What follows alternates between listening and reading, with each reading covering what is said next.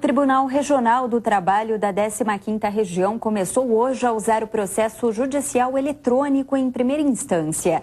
A medida deve agilizar o tempo de tramitação das causas trabalhistas.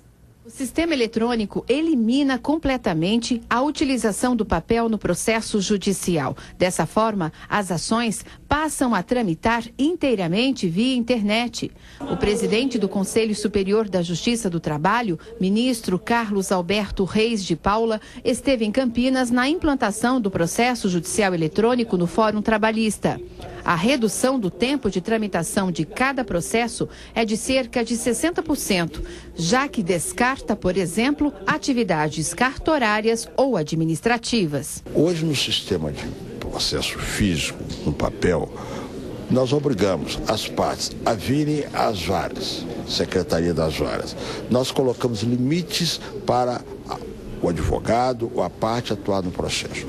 No processo eletrônico, a parte em seu gabinete ou em sua casa, devido ao acesso, ela vai ter condições de conhecer o processo, acompanhar o processo e, na hipótese do advogado, de atuar no processo. O sistema começou a ser implantado em agosto de 2012. 51 unidades da 15ª Região já operam com a nova ferramenta. Em 11 meses, mais de 21 mil processos eletrônicos ingressaram na primeira instância. Desses, quase 7 mil foram solucionados. Mas enquanto o tribunal tenta agilizar, esbarra na burocracia. Cada processo é constituído por duas fases. A primeira é do conhecimento, que vai da montagem, aquisição de provas até a sentença. Depois ele entra para a fase de execuções e é aí que está o grande gargalo da Justiça do Trabalho, fazer cumprir aquilo que foi determinado pelo juiz.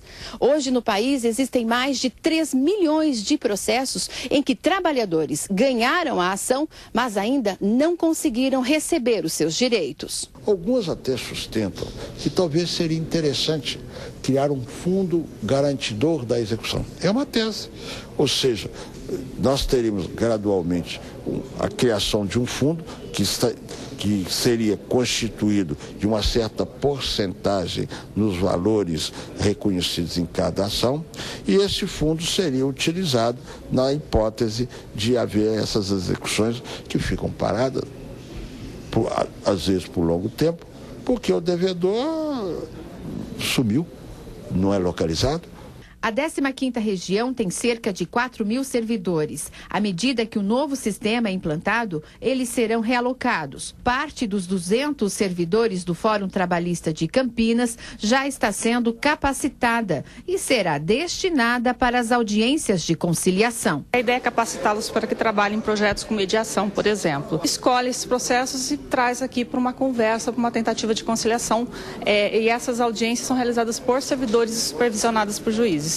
O presidente do Tribunal Regional do Trabalho aproveitou para falar sobre a implantação de um distrito em Valinhos e do Fórum Regional do Trabalho na região de Viracopos. Isso vai dar maior acesso à população carente, que teria que vir de ônibus público, às vezes 2 conduções até esse prédio, centro da cidade. Muitas vezes eles não vêm reclamar os seus direitos trabalhistas pela distância da justiça. Então nós precisamos levar a justiça mais perto do cidadão.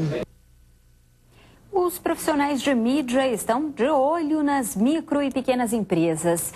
O segmento, que vem crescendo nos últimos anos, usa cada vez mais os meios de comunicação como ferramenta de atualização e para alavancar os negócios.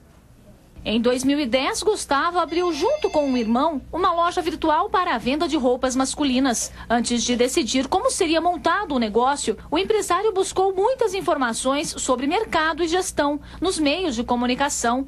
E ainda hoje, ele procura se atualizar das notícias todos os dias, principalmente pela internet. A gente utiliza também muito blogs voltados à nossa área, que é comércio eletrônico, então isso ajuda bastante a gente com as informações mais atuais do mercado, do que está acontecendo tanto aqui quanto em todas as partes do mundo. Um levantamento realizado pelo Sebrae confirma esse perfil entre os micro e pequenos empresários. O estudo mostrou que cada vez mais eles utilizam os meios de comunicação para atualizar as informações do segmento e até para saber como agir diante dos problemas do dia a dia no ambiente corporativo.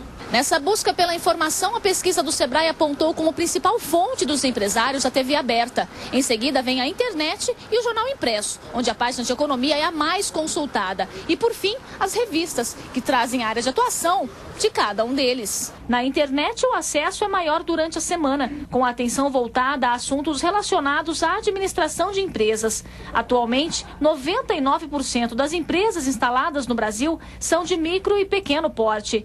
Para este publicitário, os diversos veículos de comunicação facilitam muito o acesso à informação. No mundo capitalista, é praticamente impossível viver sem informação, eu sobreviver como um microempresário, né, ou como um grande empresário, se eu não estiver atento àquilo que está acontecendo ao meu redor.